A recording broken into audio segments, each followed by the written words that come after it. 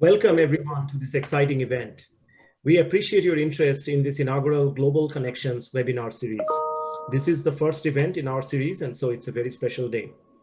The mission of the Lewis College of Business and its Brad D. Smith Schools of Business is to promote economic development in the regional community and beyond. We do this by implementing a set of strategic priorities, one of which is our priority for global connections. Business is increasingly a global endeavor. More than ever, as organizations around the world adopt a cross-cultural global mindset, it is important to recognize and nurture our global connections. The college engages in international connections, articulation programs, and formalized partnerships to introduce students to the social and cultural aspects of business activities in other countries. We firmly believe that global connections will enhance the college's ability to bring opportunities to the region. A global footprint and connections can improve enrollments, expand experiential learning, and increase alumni support and other sources. The college has already established and is nurturing partnerships with foreign universities. We host visiting scholars from universities around the globe and have sent our faculty to teach full courses at Guizhou University of Finance and Economics, GUFI for short, in China. Another initiative is study abroad. The college had its first 2 study abroad programs, one to Ireland and to Australia. With the recent study abroad being canceled due to the coronavirus, we hope to have many more because these trips are life-changing experiences for students and strongly relate to the priority of building leadership skill sets and external engagement. The college's Student International Club is also an integral part of the college's global footprint. We have developed this webinar series that will consist of at least one presentation with a prominent global business leader every semester to help students further their education and learning about global business. We hope that you enjoy today's presentation and learn more about global connections while sitting right here in Huntington, West Virginia, or wherever you are viewing this webinar from. I will introduce the faculty member in charge of the Global Connections webinar series, Dr. Boniface Yamba. Dr. Boniface Yamba is an assistant professor of international business who joined Marshall University in August 2018. His teaching and research are in the areas of international economics, macroeconomics, monetary economics, and applied econometrics. Boniface was born in the Democratic Republic of Congo and studied and worked there. Currently, Dr. Yamba is the college's faculty advisor for the Student International Club and the chair of the Diversity, Equity, and Inclusion Task Force. And with that, I will hand over to Dr. Boniface Yamba. Thank you, Dean Avi. Today's informative and engaging presentation is titled, The Role of the World Trade Organization in Global Business. I want to introduce Dr. Luanga Mukela Faustin, who is the senior official of the World Trade Organization since March 1st, 1996. He is the counselor and head of regional desk for Asia and Pacific economies.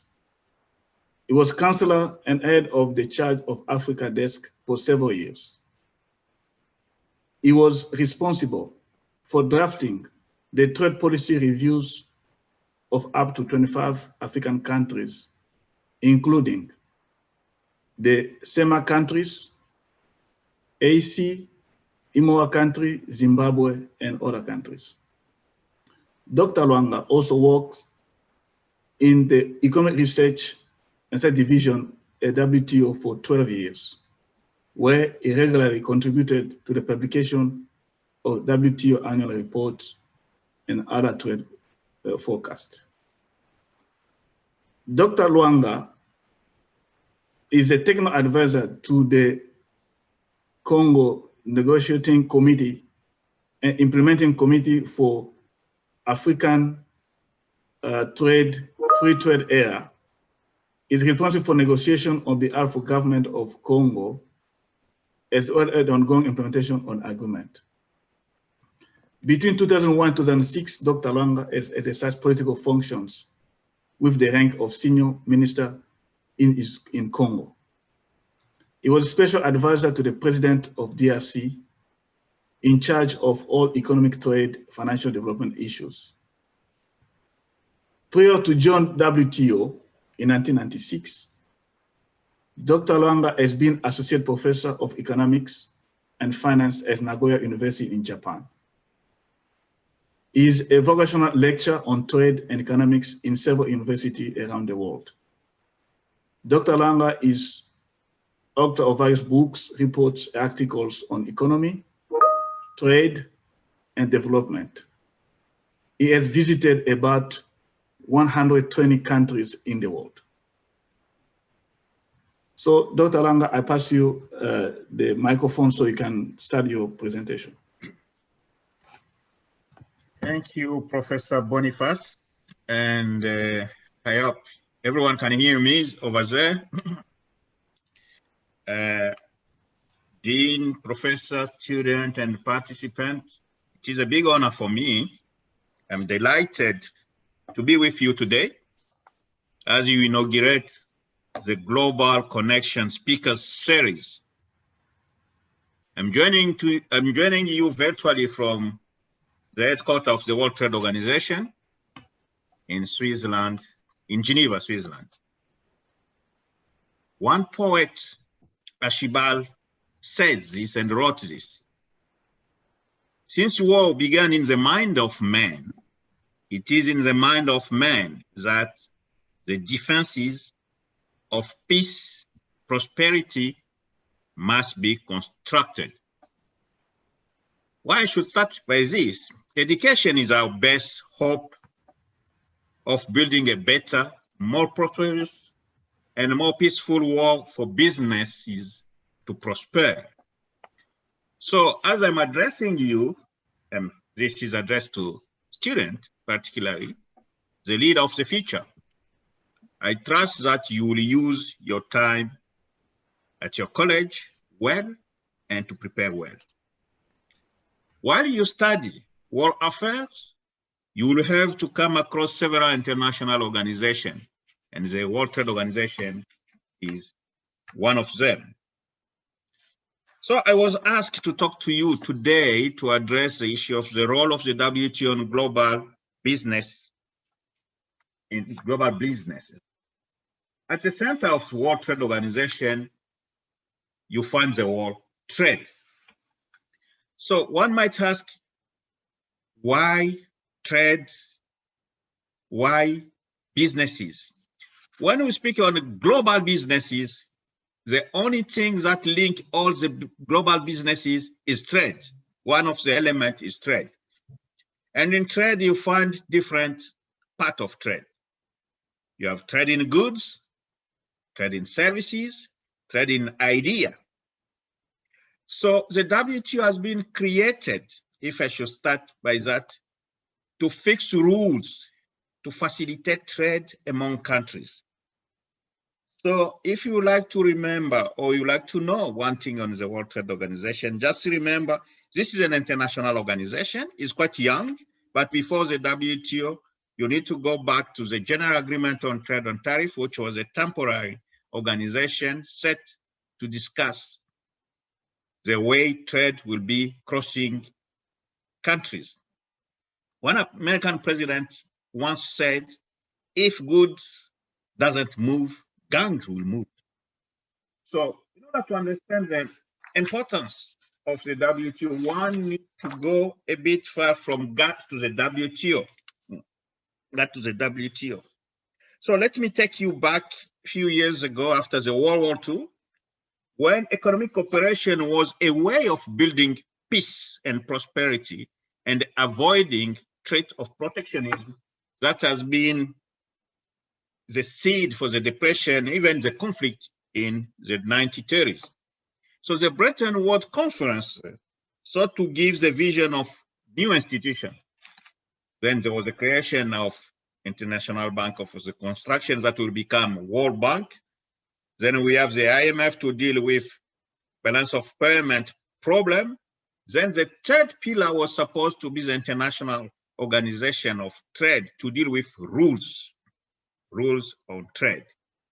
Unfortunately, given the nature of legal framework, the ITO, International Trade Organization, could not take place because of hesitation of some member countries, principally where you are residing, the US, was reluctant to give up some of the authority to this international organization in order to govern world businesses. So over the decade, the WTO came to be born after several rounds of negotiation to deal with trade in goods, trade in services, and trade-related aspects of intellectual property. So the WTO is a set of rules with the major aim to facilitate trade by fixing basic principle rule, trade without discriminations.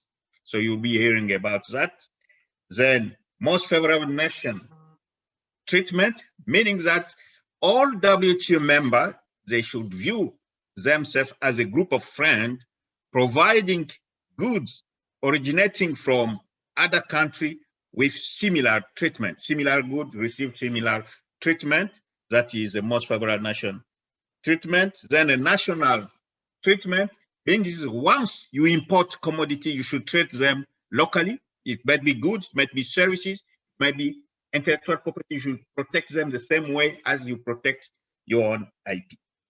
This is the basic framework. The second thing, that the liberalization of trade should be conducted by negotiation. So the WTO is a platform also for negotiating trade openness to secure market for goods, to secure market for businesses. Government officials negotiate, but they negotiate for their business community, they negotiate for the private sector, they negotiate to secure the market for selling their goods in order importing or exporting their commodities. So how this take us to the good environment of doing business or global business worldwide? Before I reach there, we should understand that the WTO has a membership of 164 countries, representing almost 98% of world trade. So almost all countries, except few countries such as Iran, Libya, are not members of the WTO, but all the biggest countries have joined the WTO. China has joined in 2001, and Russia also around the same period, completing the big set of membership of the WTO. So how WTO work? What is the value of the WTO?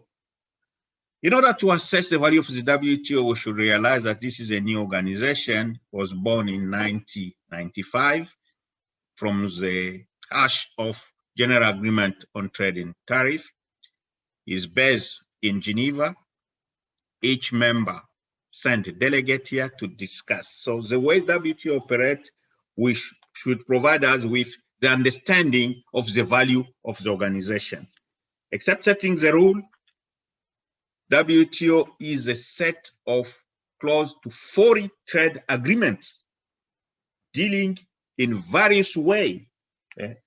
We have agreement on agriculture, agreement on market access, agreement on services, agreement on trade property, and trade facilitation agreement, agreement on ITU, and of course, country, if they don't agree, we have a tribunal, dispute trade tribunal, and we have even an appellate body to fix things when competition are being put into jeopardy among members. So what has been achieved in business? First of all, trade has been facilitated. It means that all the impediments that have been can be found at the border, such as tariff, went down in a very drastic manner. From around 60% at World War II, most tariff of industrial commodity now, on average, is around 5%. So it means that consumer get benefits buying cheap goods, and the producer can expand their market because the market has been open for selling goods. And this together has created a lot of wealth around the world. That is one benefit. Second thing that we have seen with the facilitation of reduction of trade protections with time, we have seen now what we call within boundary measure increasing. So such as measure to protect human health and environmental health, SPS measures, that is sanitary and phytosanitary. We have seen also trade increasing on trade regulation, that's the technical regulation. So security, we have moved from open measures that could be easily detected on such as tariff to measures that is no tariff measure. So country has found a way to protect the industry in another manner, or to promote the industry in another manner.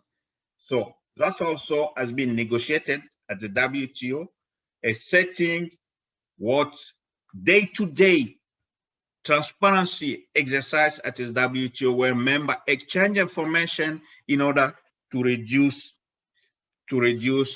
those kind of behavior and to enhance transparency so that business can be done in a smooth manner. What else we have seen with time, if we just compare since the WTO, this year is the 25th anniversary of the WTO, more than 500 disputes has been avoided. Just imagine, I was quoting an American president, I think, who says, once said that it was Roosevelt, that if goods can't cross, then gang will cross. Since the end of Cold War, we have seen an increased number of trade war. I'll be speaking later on the China-US trade war, is what is called trade war. We've seen even amicable countries, friendly countries such as the EU and the US fighting on aviation, because each one accusing the aviation industry to be subsidized illegally, such as Boeing accusing Airbus for subsidies. And this is the biggest dispute that took place. I was fortunate enough to be the secretary of the panel, economists of that panel, just concluded few years ago, but it has been appealed now. It's a long process. So WTO has managed at least to reduce trade friction by providing this platform, by providing a venue where member countries can address the issue. We have seen that. We have seen also few countries, small countries, integrate in the global participation on trade. Not only on the trade, but also the vehicle of helping the small country to produce, because trade rule fix the market, but you need to have commodity that you will sell at the market. And with the Aid for Trade vehicle that has been discussed at the WTO, it provides for the last 20 years, it has been provided almost close to 300 billion of financing to developing countries in order to enhance the production base so that they can participate. Founding, the WTO has been facilitating, not funding, but facilitating the organization of Aid for Trade among for construction of infrastructure. So those are kind of achievements that has been useful for businesses so far. The value of the WTO in global businesses, most of the rule of the WTO are there to facilitate businesses, to make trade work for businesses. Why? Because trade work to leverage economic growth and development. It works to connect economies, businesses, and people across the globe. It works to create jobs. And it works as a vehicle to lift people out of poverty. When you move, for those who are traveling developing countries such as Dhaka, capital Dhaka of Bangladesh, or Lagos, or Kinshasa, or South Africa, or Brazil, and Rio de Janeiro, you will find people selling things on the street. So those are trade facilitated people acceding to making they live, how to make money so that they can live. But trade alone can't do everything. I usually prefer to say trade works if it is going accompanied by right policies, if countries are supported to build capacities they need to compete. Trade work if we have a transparent system of rules which are agreed together and enforced in a fair, open, and cooperative way. Trade alone will not save, will not create wealth, but trade with other policy will do a lot of things. That is one thing. Recently, what the WTO has been doing is to fix a new agreement on trade facilitation. I should say something on trade facilitation. It has helped at least members to reduce different bureaucracy so that business can be enhanced. And the impact of this last agreement that had been negotiated and agreed upon in 2013 in Indonesia has been estimated to have an impact on worldwide economy, which is close to 1.5 trillion US dollar around the world. All this is good for global businesses. The other thing that we are discussing at the WTO is the Information Technology Agreement that sets no tariff on all close to 400 critical commodities that is needed on IT. This also has we computed the impact of this to be close to 1 trillion impact in world economy also. Recently, we are facing the COVID. The COVID is a pandemic that the world is facing.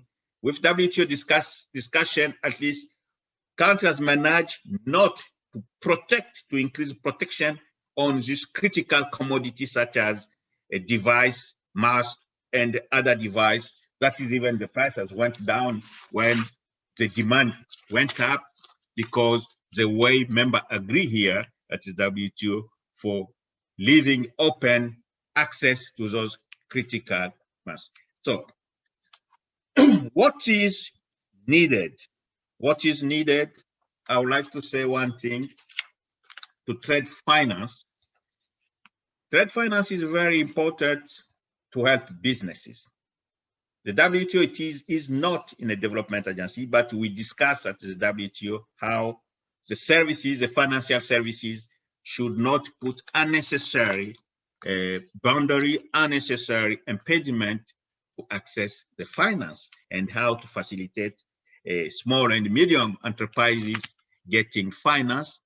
And other new area, what the WTO is doing right now and recently, is to try to update the toolbox of trade rule in the new economy. By new economy, that is, we are speaking on digital economy, e-commerce, cloud computing. So on this new area, we have seen several revolutions, how trade has impacted what we call the changing pattern.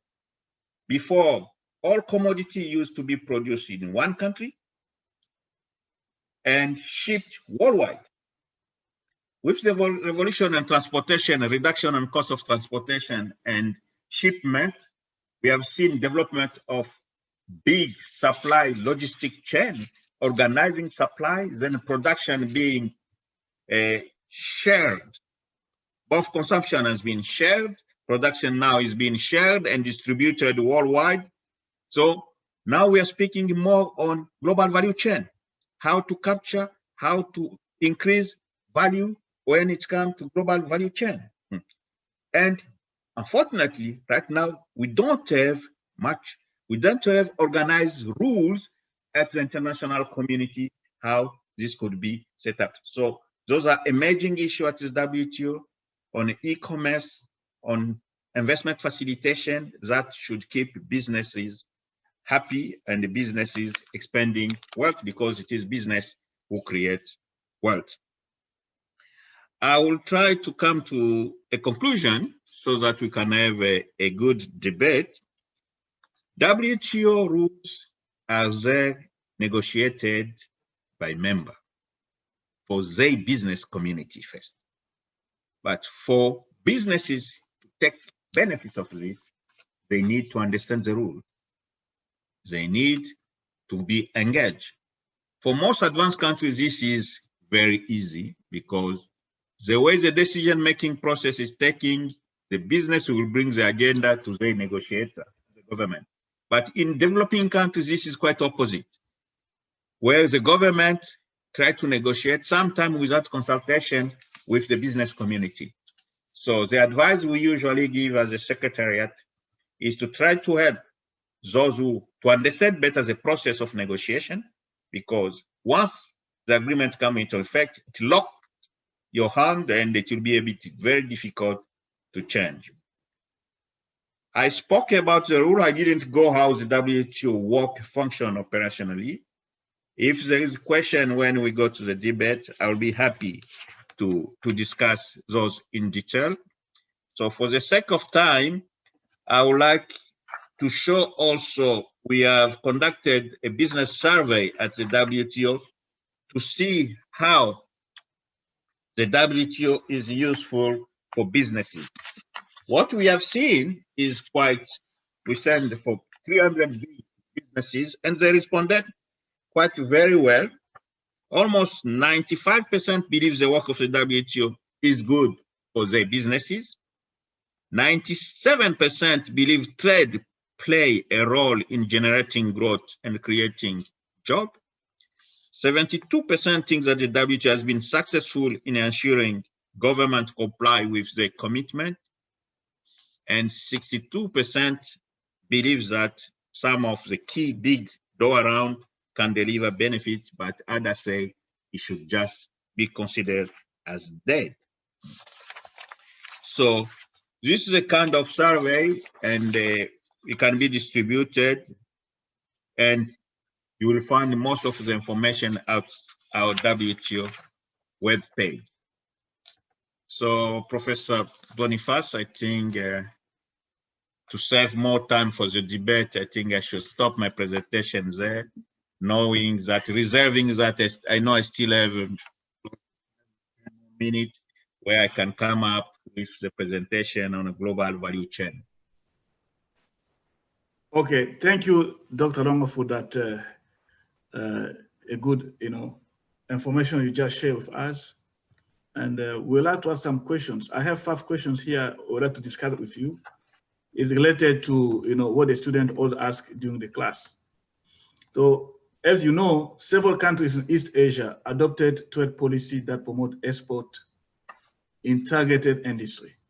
For example, Japan, Hong Kong, Taiwan, South Korea, Singapore, Malaysia, Thailand, Indonesia, and China experienced rapid growth in various export sectors and rapid economic growth in general.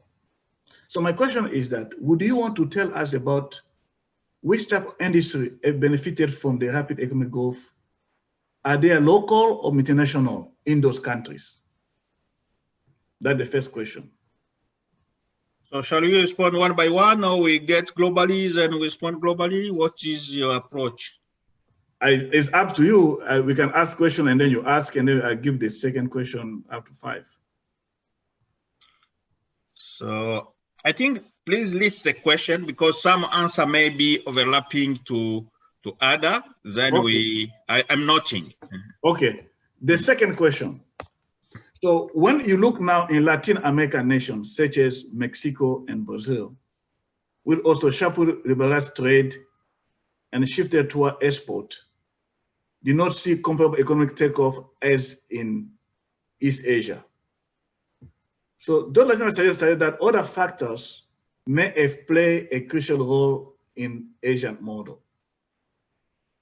Do you want to talk about this? Do you know which other factors that has played critical role in Asian miracle than is not possible in Mexico, in Brazil, for example. The third question, the event industry argument that we teach in class for students said that the new industry need temporary trade protection due to market failures. One of the failure of the market is the impaired asset market that restricts saving, borrowing, and investment in production process. And the second failure of the market is that problems of appropriating gains from private investment in production process. So if you observe this problem in Asia Pacific, where you work mostly. My fourth question, we know since 1944, much of reduction in tariffs and other trade restrictions has come about through international negotiation, as you have mentioned. But we know that we have seen more recently revisions of tariff on global business. So my question is that, do you want to tell us about the impact of trade war between China and Asia on trade flows in Asia Pacific? And my last questions. In 2001, a new round of negotiation was started in Doha, Qatar, but those negotiations had not been produced an agreement. Most of the remaining forms of protection are in agriculture, textiles, and clothing. Industries that are politically well organized. So what is the status of the future negotiations? Do you believe that we are close to an agreement on those industries, or you believe that it will take time to come to an agreement? Those are my 5 questions I prepare from the student in class. Thank you, Professor Boniface. Those are very good and well-educative questions that can constitute, for some, even the basis of thesis. I will try to respond. I will start by the last one. I will start by the last one on negotiation trade. When negotiation take place at the WTO, we have the mandate to negotiate. In the mandate to negotiate, they provide the agenda of negotiation and the scope of negotiation, then the modality of negotiation. And those are agreed upon, then time when to negotiate. With Doha, the mandate was that Uruguay round negotiation was not well tailored for developing country. So in Doha, the member agreed to launch a new round oriented toward development.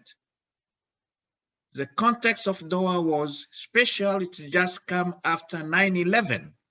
The war was under shock and things went so smoothly.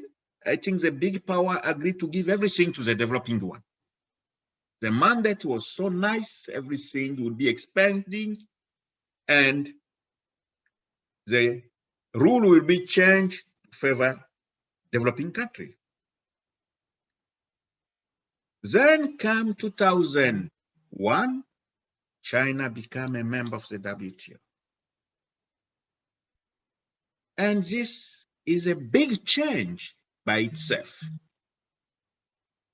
By joining the WTO, China brings close to 15% of world trade to the WTO membership. At that time, China was still number 8 or 9 world economy. Things has evolved.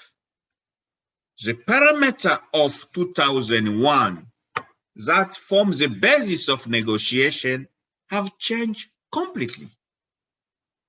We are in 2020. China is now knocking, almost overtaking in some way, when it depends on the figures, being number 1 exporter, sometime from number 9 to number 1. So some other countries are saying, such as the US, we can't conclude a round with the wrong figure of 2001. We need to recalibrate. We need to fix new modality to agree on commitment of negotiation. That is one of the reasons Doha could not be concluded. The world has changed, the context have changed, the protection measures have changed. So how do you want to conclude the round with those measures? So the state of play of Doha, is it dead? Is still alive? The single undertaking that all the agreement that was on the table on agriculture, on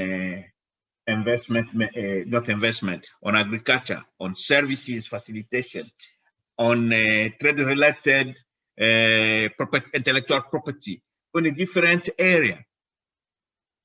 Just the single undertaking, the package could not be agreed. So some big countries say Doha is dead, we should change the rules. Other countries, including China and developing countries, say you can't change the rule when the game is not over. Let's conclude and start a new one. So there's a blockage there, and the other countries start saying the world has changed. Let's negotiate new rule for new economy that is on the digital economy that didn't exist at 2001. Than wasting time to keep discussing on market access on primary goods. So that is the state of play where we stand now. They start concluding component or part of this. Let me move up to your 4th question. I'm responding in a reverse order, maybe because I studied in Japan where people read from left to right. So on a reverse order, what we have observed, first of all, you pointed correctly, with different negotiation, different round, the tariff went down dramatically. What remain on protection to the standard protection measure, such as tariff, is for primary commodity, is not big enough. Then you ask, what is the impact? We see, but for some country, for some goods, some market, for example, US, the 5% remaining on tariff on primary goods represents, let's say, 40% of the remaining world trade exports. So it's still the big market, for example. Then you ask me to provide you an assessment of what the impact, you say is the impact on trade war between China and the US. We have seen, we follow on the TV, increasing tariffs and retaliation because each country is accusing the other one not to be playing fairly.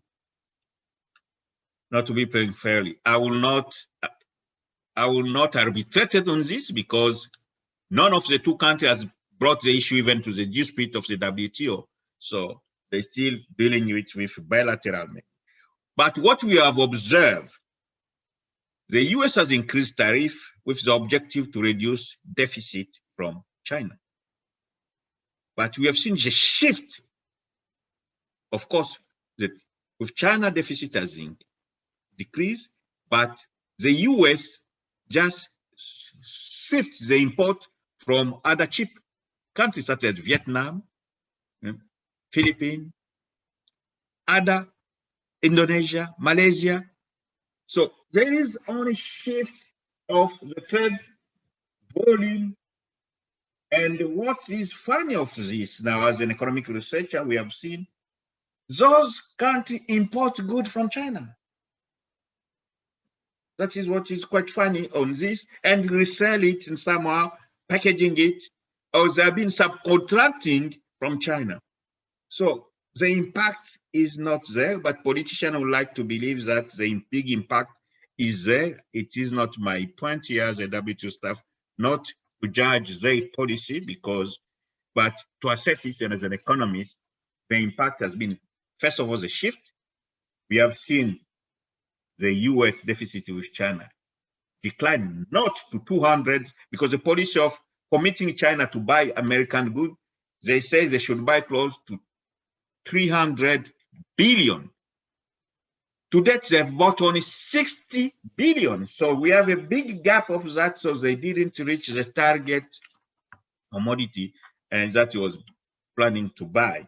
And with COVID effect, so China has recovered quite quickly and selling quickly other commodities such as masks and the other things to the rest of them. So the big concern has been the shift of trade between China and the US to the other traders. Infant industry. What we have observed in Asia, and on that I will link the three questions. I'll try to respond to the three questions, because the policy apply what Asia apply, some have failed. And the pattern in all Asia has not been the same. You find some country like Indonesia who wanted to produce everything by themselves at one time. They didn't take off quickly. At one time, recently, they wanted even to produce an aircraft for themselves. It didn't work because they wanted to create the world while the other smart country was using the world that exists somewhere to just package the car, buying component, buying engine, and creating the car. We have seen that shift in the 80s, where Korea borrowing the idea, the first Hyundai looked completely like the Toyota Corona. So the technology was Japanese. The same way the first Toyota looked like Ford, because it was a kind of a copy from American technology. Then we could see this kind of IT was at least some way organized. Then they received kind of protection to sell. So the way the policy was being used is quite different in some, within even the Asian, and very different when you compare Africa and Mexico and Latin America. For example, let's say Mexico with the Macaleros, what they tried to do in the, I think, late 70s and the 80s, tried to almost replicate what they could get cheap by in the US market. So what we saw at the beginning, the protection was so high, but the car was so expensive so that they could not even sell it domestically easily. And they have changed the policy, allowing the other country to go and set the car companies there. And now they start producing cars. You could see that easily, Mexican, even Canadian producing better car. American moving away from Michigan, crossing just to Canada to produce cheap car, and the South is the same. So we have seen this kind of dislocation. So what happened is a shift of trade pattern facilitated by the globalization that took place, the way trade is, the rule has been set, and the way some smart country benefits from this. So if I would like to put things in a perspective, what makes a big difference is sometimes culture, sometimes organization. What the Asian will accept, for example, when you say about it was on the set, benefit, profit, that was your question 3. In Asian, usually you don't find the labor market that is highly regulated, like you find in Europe, for example, where you can't fire people easily. In Japan, when I spent close to 10 years, for example, the worker will agree easily for a salary cut so that the company could be safe. This you don't find other place easily. So this is a cultural way, organization way that allow pattern, and the business model also, which is different. You will find that easily in Hong Kong, with the capital and the Chinese helping each other. You find the same business pattern easily in the Indian community recently, and the Pakistanis helping themselves to set companies and expanding with almost no cost to investment costs. They don't pay to the bank easily. So this is a kind of business model that work and can't work in other places. So what is the role of trade policy on this? And what has been the impact of WTO on this different model? I think those countries could never prosper if the market was closed. That takes China, for example. While China was said to be negotiating before China became a member, China used to negotiate the facility of most favorable status with the US on a yearly basis. They was begging for market access because they have a huge commodity to sell. So it was an openness that the opening system allowed China to grow quickly. For example, from 2001, there was number 8 to becoming even number 2. So the environment has changed. Has this been a local or multinational difference?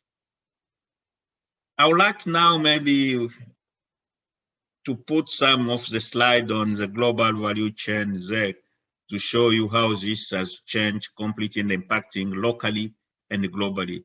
I think this if you can just save, I think page.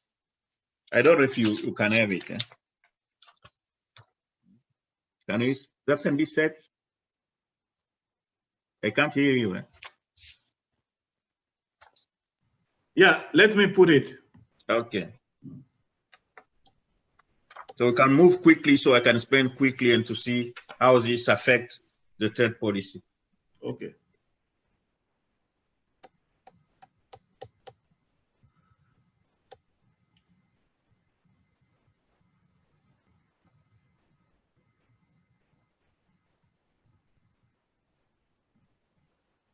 This is in the second.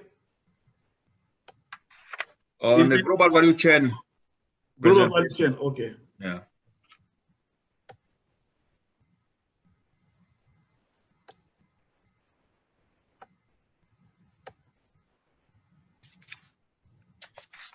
You can just pick one, you don't need.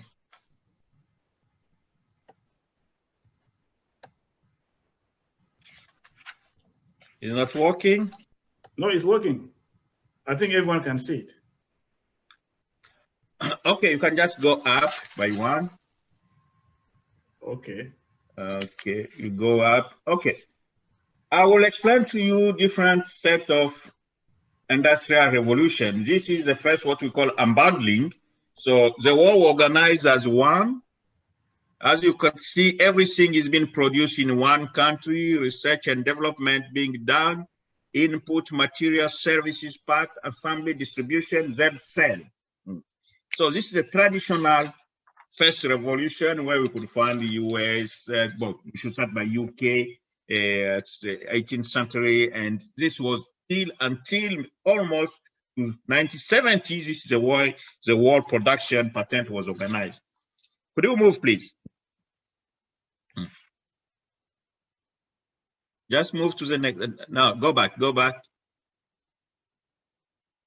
Okay, so we could see the big powers there. We could see one, Japan, you have the EU, then we have Canada and the US. You could see very, very few big production base. It was only organized around those things. Then we have the North industrialization and the South was completely disindustrialized. Economic growth took place on those parts of the world.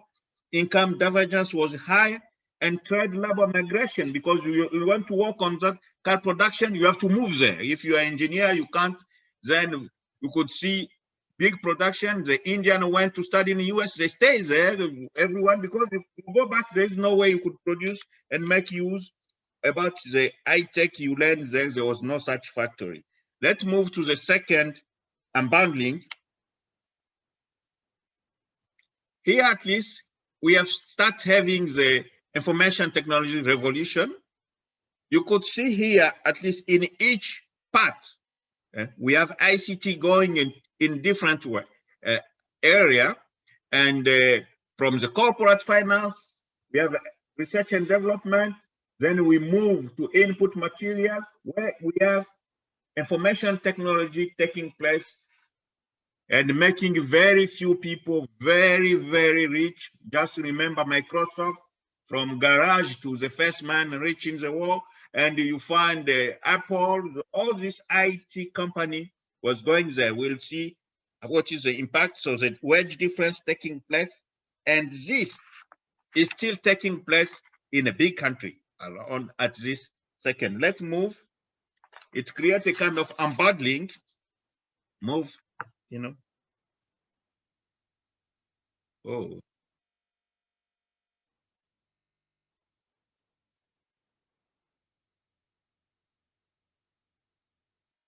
Okay.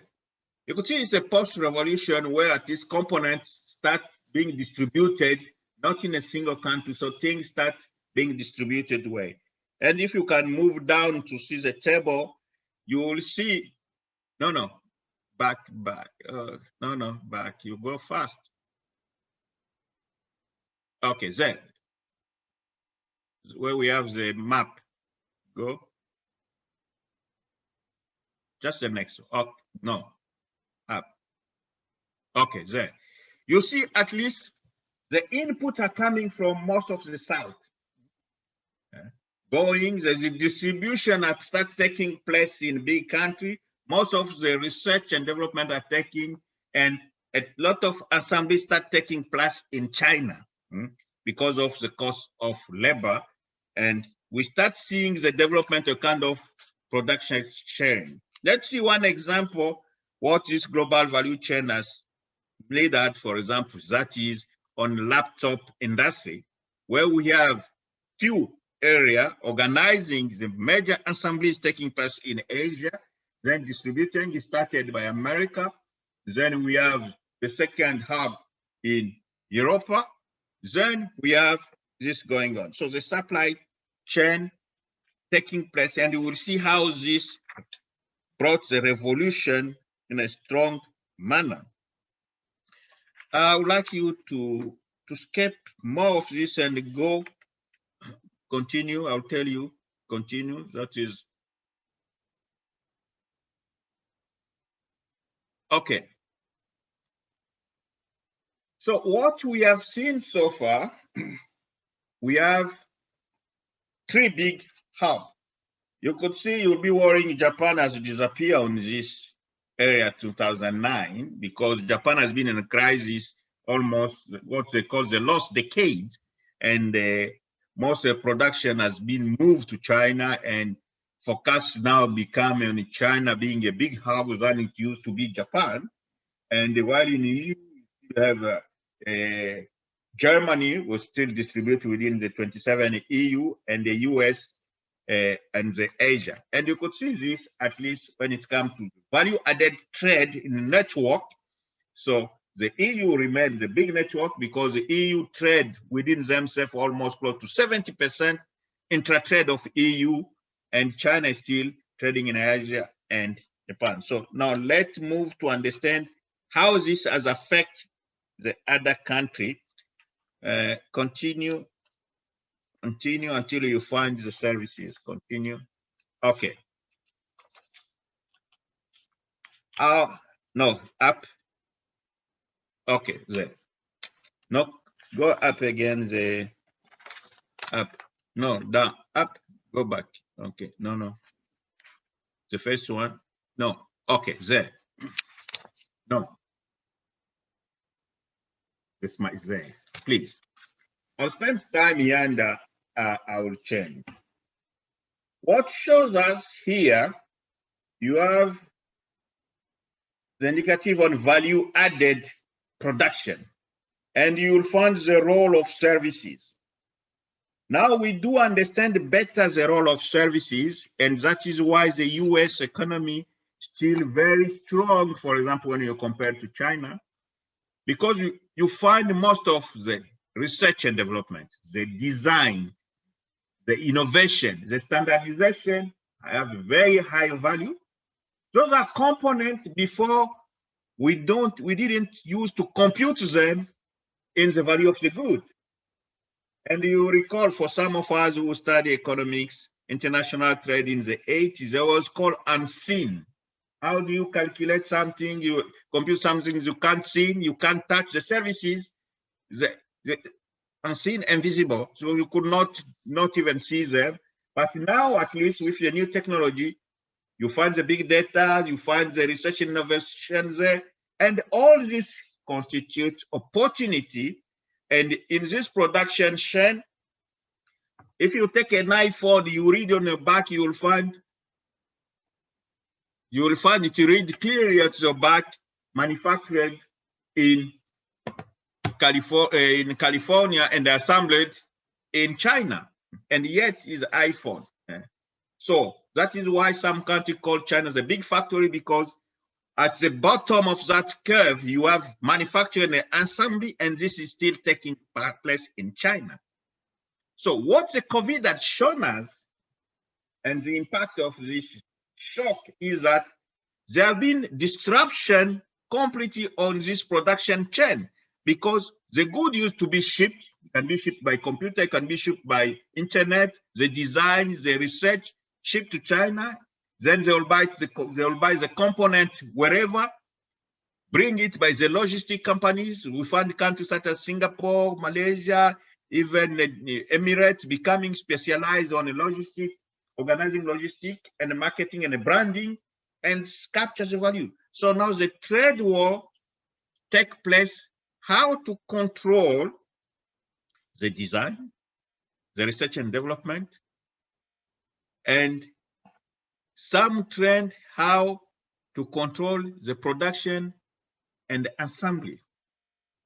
This has been seen to be spreading very well in Asia than in other countries.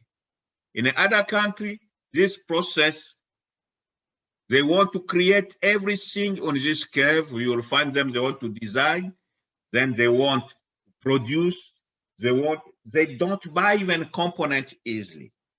Now the new trend is how to capture the value chain in the productions. Be specialized even in one production in the process. If you count the number of countries and the company working for Apple and Samsung worldwide, you'll be surprised. Samsung alone, for example, Apple alone has more than close to 60 components coming from 80 countries. Even aviation is doing the same thing. So this is a new trend. You can move down and we'll start to conclude there. Moving down now. The next, okay. No, go down. Yes, you can stop there. How countries should upgrade to capture value and to enter the chain. This is a new trend of trade policy where negotiation is taking place those days. Hope I responded to a few of your questions. Your first question reminded me the big book of John Chang, Kicking Away the Ladder, and who says that the production protection did help. Yes, it did help, but the war had changed. The war had changed. How do you protect yourself, isolate yourself while everyone is capturing, producing components? Can you protect only one component when your market depend of the production process of the other component? So that is a new trend. I should stop there. Thank you, Dr. Longo, for that informative, session we had today with you. And I would like to tell the public that we'll have our next project or presentation on global, it will be on February 4th at the same time from 11 a.m. to 12 p.m. Thank you. You're welcome. Thank you, Dr. Luenga and Boniface. And thank you everyone who participated today. We got a lot of questions in the chat and we will forward those to Dr. Luenga. He also has some materials that including those slides you were viewing, that he has requested that we send to all participants today. So thank you very much. It was a pleasure learning more about the World Trade Organization with you today. Thank you very much, Nancy. Highly appreciated. Thank you. Sure.